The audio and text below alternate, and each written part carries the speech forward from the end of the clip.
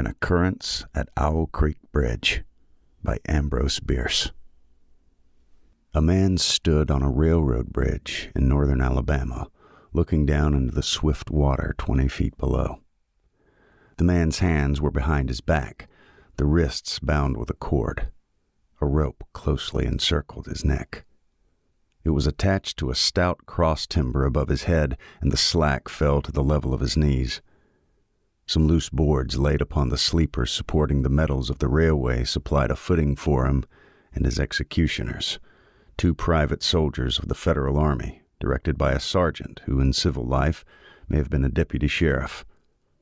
At a short remove upon the same temporary platform was an officer in the uniform of his rank, armed. He was a captain. A sentinel at each end of the bridge stood with his rifle in the position known as support, that is to say, vertical in front of the left shoulder, the hammer resting on the forearm thrown straight across the chest, a formal and unnatural position, forcing an erect carriage of the body. It did not appear to be the duty of these 2 men to know what was occurring at the center of the bridge. They merely blockaded the 2 ends of the foot planking that traversed it. Beyond one of the sentinels, nobody was in sight. The railroad ran away into a forest for 100 yards, then, curving, was lost to view. Doubtless there was an outpost farther along. The other bank of the stream was open ground, a gentle acclivity topped with a stockade of vertical tree trunks, loopholed for rifles, with a single embrasure through which protruded the muzzle of a brass cannon commanding the bridge. Midway of the slope between the bridge and the fort were the spectators, a single company of infantry in line at parade rest, the butts of the rifles on the ground, the barrels inclining slightly backwards against the shoulder, the hands crossed upon the stock. A lieutenant stood at the right of the line, the point of his sword upon the ground, his left hand resting upon his right. Excepting the group of 4 at the center of the bridge, not a man moved. The company faced the bridge, staring stonily, motionless. The sentinels, facing the banks of the stream, might have been statues to adorn the bridge. The captain stood with folded arms, silent, observing the work of his subordinates, but making no sign. Death is a dignitary who, when he comes announced, is to be received with formal manifestations of respect, even by those most familiar with him. In the code of military etiquette, silence and fixity are forms of deference. The man who was engaged to be hanged was apparently about 35 years old. He was a civilian, if one might judge from his habit, which was that of a planter. His features were good: a straight nose, firm mouth, broad forehead, from which his long dark hair was combed straight back, falling behind his ears to the collar of his well-fitting frock coat. He wore a mustache and pointed beard, but no whiskers. His eyes were large and dark gray, and had a kindly expression which one would hardly have expected in one whose neck was in the hemp. Evidently, this was no vulgar assassin. The liberal military code makes provision for hanging many kinds of persons, and gentlemen are not excluded. The preparations being complete, the 2 private soldiers stepped aside, and each drew away the plank upon which he had been standing. The sergeant turned to the captain, saluted, and placed himself immediately behind that officer, who in turn moved apart 1 pace. These movements left the condemned man and the sergeant standing on the 2 ends of the same plank, which spanned 3 of the cross ties of the bridge. The end upon which the civilians stood almost, but not quite, reached a 4th. This plank had been held in place by the weight of the captain. It was now held by that of the sergeant. At a signal from the former, the latter would step aside, the plank would tilt, and the condemned man go down between 2 ties. The arrangement commended itself to his judgment as simple and effective. His face had not been covered, nor his eyes bandaged. He looked a moment at his unsteadfast footing, then let his gaze wander to the swirling water of the stream racing madly beneath his feet. A piece of dancing driftwood caught his attention, and his eyes followed it down the current. How slowly it appeared to move. What a sluggish stream! He closed his eyes in order to fix his last thoughts upon his wife and children. The water, touched to gold by the early sun, the brooding mists under the banks at some distance down the stream, the fort, the soldiers, the piece of drift, all had distracted him. And now he became conscious of a new disturbance.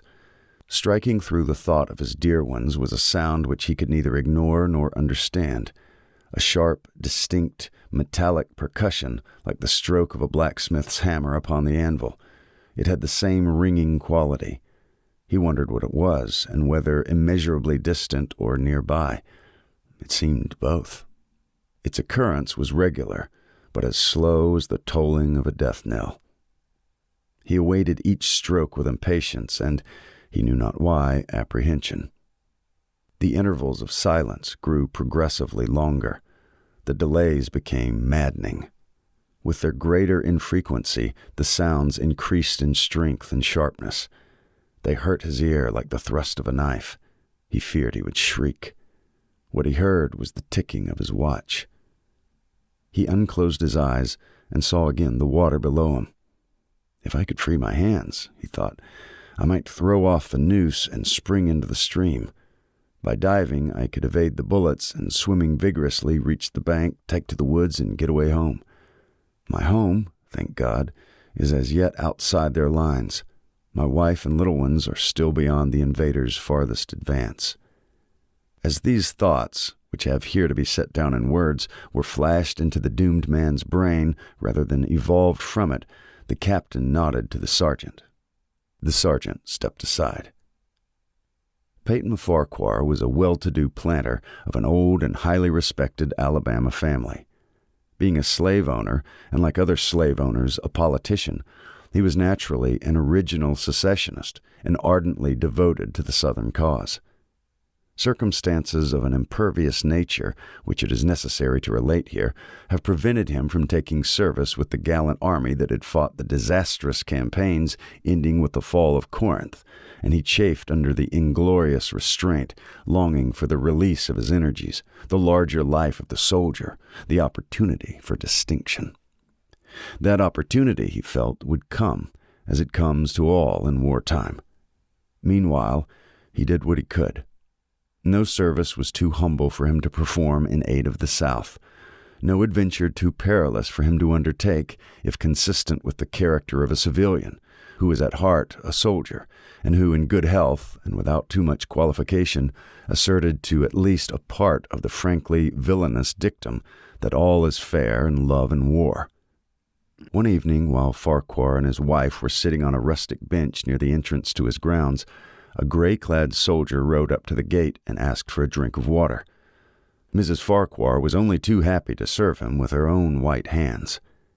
While she was fetching the water, her husband approached the dusty horseman and inquired eagerly for news from the front. "The Yanks are repairing the railroads," said the man, "and are getting ready for another advance. They've reached the Owl Creek Bridge, put it in order, and built a stockade on the north bank. The commandant has issued an order which is posted everywhere, declaring that any civilian caught interfering with the railroad, its bridges, tunnels, or trains will be summarily hanged. I saw the order." "How far is it to the Owl Creek Bridge?" Farquhar asked. "About 30 miles. "Is there no force on this side of the creek?" "Only a picket post half a mile out on the railroad and a single sentinel at this end of the bridge."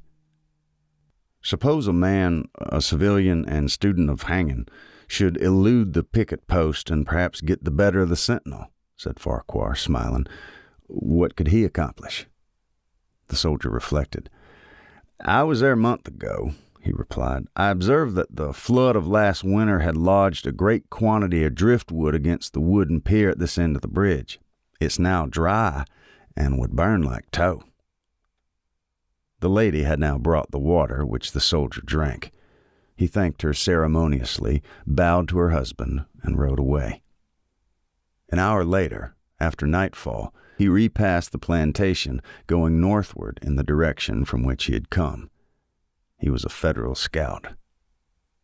As Peyton Farquhar fell straight downward through the bridge, he lost consciousness and was as one already dead. From this state he was awakened, ages later, it seemed to him, by the pain of a sharp pressure on his throat, followed by a sense of suffocation.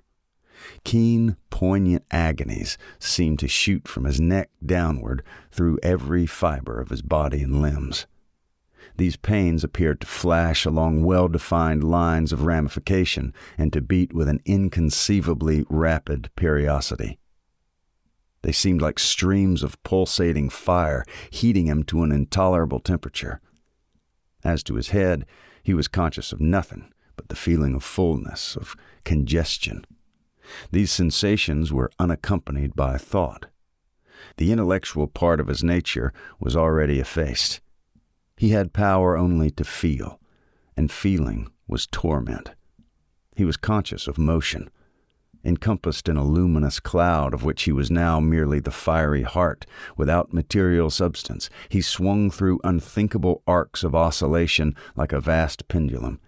Then all at once, with terrible suddenness, the light about him shot upward with the noise of a loud splash. A frightful roaring was in his ears, and all was cold and dark. The power of thought was restored.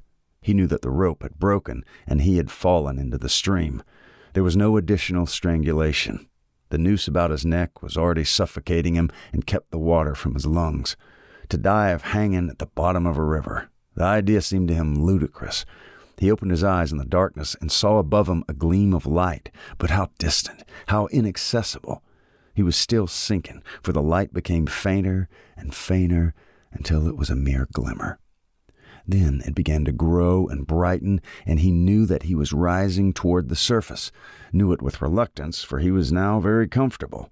To be hanged and drowned, he thought, that's not so bad, but I do not wish to be shot. No, I'll not be shot. That's not fair. He was not conscious of an effort, but a sharp pain in his wrist apprised him that he was trying to free his hands. He gave the struggle his attention, as an idler might observe the feat of a juggler without interest in the outcome. What splendid effort! What magnificent, what superhuman strength! Oh, that was a fine endeavor. Bravo! The cord fell away. His arms parted and floated upward, the hands dimly seen on each side in the growing light. He watched them with a new interest as first one and then the other pounced on the noose at his neck. They tore it away and thrust it fiercely aside, its undulations resembling those of a water snake. "Put it back! Put it back!" He thought he shouted these words to his hands, for the undoing of the noose had been succeeded by the direst pang that he had yet experienced. His neck ached horribly. His brain was on fire. His heart, which had been fluttering faintly, gave a great leap, trying to force itself out at his mouth. His whole body was racked and wrenched with an insupportable anguish. But his disobedient hands gave no heed to the command. They beat the water vigorously with quick, downward strokes, forcing him to the surface. He felt his head emerge. His eyes were blinded by the sunlight. His chest expanded convulsively, and with a supreme and crowning agony, his lungs engulfed a great draught of air, which instantly he expelled in a shriek. He was now in full possession of his physical senses. They were indeed preternaturally keen and alert. Something in the awful disturbance of his organic system had so exalted and refined them that they made record of things never before perceived. He felt the ripples upon his face and heard their separate sounds as they struck. He looked at the forest on the bank of the stream, saw the individual trees, the leaves and the veining of each leaf, saw the very insects upon them, the locusts, the brilliant-bodied flies, the gray spiders stretching their webs from twig to twig. He noted the prismatic colors and all the dewdrops upon a million blades of grass, the humming of the gnats that danced above the eddies of the stream, the beating of the dragonfly's wings, the strokes of the water spider's legs like oars which had just lifted their boat. All these made audible music. A fish slid along beneath his eyes, and he heard the rush of its body parting the water. He had come to the surface facing down the stream. In a moment, the visible world seemed to wheel slowly round, himself the pivotal point, and he saw the bridge, the fort, the soldiers upon the bridge, the captain, the sergeant, the two privates, his executioners. They were in silhouette against the blue sky. They shouted and gesticulated, pointing at him. The captain had drawn his pistol but did not fire. The others were unarmed. Their movements were grotesque and horrible, their forms gigantic. Suddenly he heard a sharp report, and something struck the water smartly within a few inches of his head, splattering his face with spray. He heard a second report, and saw one of the sentinels with his rifle at his shoulder, a light cloud of blue smoke rising from the muzzle. The man in the water saw the eye of the man on the bridge gazing into his own through the sights of his rifle. He observed that it was a gray eye, and remembered having read that gray eyes were keenest, and that all famous marksmen had them. Nevertheless, this one had missed. A counter-swirl had caught Farquhar and turned him half around. He was again looking into the forest on the bank opposite the fort. The sound of a clear, high voice in a monotonous sing-song now rang out behind him and came across the water with a distinctness that pierced and subdued all other sounds, even the beating of the ripples in his ears. Although no soldier, he had frequented camps enough to know the dread significance of that deliberate, drawling, aspirated chant. The lieutenant on shore was taking a part in the morning's work. How coldly and pitilessly, with what an even, calm intonation, presaging and enforcing tranquility in the men, with what accurately measured intervals fell those cruel words. "Attention, company! Shoulder arms! Ready? Aim! Fire!" Farquhar dived as deeply as he could. The water roared in his ears like the voice of Niagara, yet he heard the dulled thunder of the volley, and rising again upward toward the surface, met shining bits of metal, regularly flattened, oscillating slowly downward. Some of them touched him on the face and hands, then fell away, continuing their descent. One lodged between his collar and neck. It was uncomfortably warm, and he snatched it out. As he rose to the surface, gasping for breath, he saw that he had been a long time under water. He was perceptibly farther downstream, nearer to safety. The soldiers had almost finished reloading. The metal ramrods flashed all at once in the sunshine as they were drawn from the barrels, turned in the air, and thrust into their sockets. The two sentinels fired again, independently and ineffectually. The hunted man saw all this over his shoulder. He was now swimming vigorously with the current. His brain was as energetic as his arms and legs. He thought with the rapidity of lightning. The officer, he reasoned, will not make that martinet's error a second time. It's as easy to dodge a volley as a single bullet. He probably already has given the command to fire at will. God help me, I can't dodge 'em all. An appalling splash within 2 yards of him was followed by a loud, rushing sound, diminuendo, which seemed to travel back through the air to the fort and died in an explosion which stirred the very river to its deeps. A rising sheet of water curved over him, fell down upon him, blinded him, strangled him. The cannon had taken a hand in the game. As he shook his head free from the commotion of the smitten water, he heard the deflected shot humming through the air ahead, and in an instant was cracking and smashing the branches in the forest beyond. They'll not do that again, he thought. The next time they'll use a charge of grape. I must keep my eye upon the gun. The smoke will apprise me. The report arrives too late. It lags behind the missile. That's a good gun. Suddenly he felt himself whirled round and round, spinning like a top. The water, the banks, the forests, the now distant bridge, fort, and men, all were commingled and blurred. Objects were represented by their colors only. Circular horizontal streaks of color. That was all he saw. He had been caught in a vortex and was being whirled on with a velocity of advance and gyration that made him giddy and sick. In a few moments he was flung upon the gravel at the foot of the left bank of the stream, the southern bank, and behind a projecting point which concealed him from his enemies. The sudden arrest of his motion, the abrasion of one of his hands on the gravel restored him, and he wept with delight. He dug his fingers into the sand, threw it over himself in handfuls, and audibly blessed it. It looked like diamonds, rubies, emeralds. He could think of nothing beautiful which it did not resemble. The trees upon the bank were giant garden plants. He noted a definite order in their arrangement, inhaled the fragrance of their blooms. A strange roseate light shone through the spaces among their trunks, and the wind made their branches the music of Aeolian harps. He had no wish to perfect his escape, was content to remain in that enchanting spot until retaken. A whiz and rattle of grape shot among the branches high above his head roused him from his dream. The baffled cannoneer had fired him a random farewell. He sprang to his feet, rushing up the sloping bank, and plunged into the forest. All that day he traveled, laying his course by the rounding sun. The forest seemed interminable. Nowhere did he discover a break in it, not even a woodman's road. He had not known that he lived in so wild a region. There was something uncanny in the revelation. By nightfall he was fatigued, footsore, famishing. The thought of his wife and children urged him on. At last he found a road which led him in what he knew to be the right direction. It was as wide and straight as a city street, yet it seemed untraveled. No fields bordered it, no dwelling anywhere. Not so much as the barking of a dog suggested human habitation. The black bodies of the trees formed a straight wall on both sides, terminating on the horizon in a point, like a diaphragm in a lesson in perspective. Overhead, as he looked up through this rift in the wood, shone great garden stars looking unfamiliar and grouped in strange constellations. He was sure they were arranged in some order which had a secret and malign significance.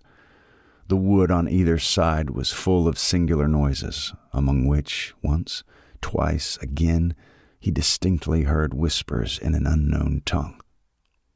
Doubtless, despite his suffering, he had fallen asleep while walking, for now he sees another scene. Perhaps he has merely recovered from a delirium. He stands at the gate of his own home. All is as he left it, and all bright and beautiful in the morning sunshine.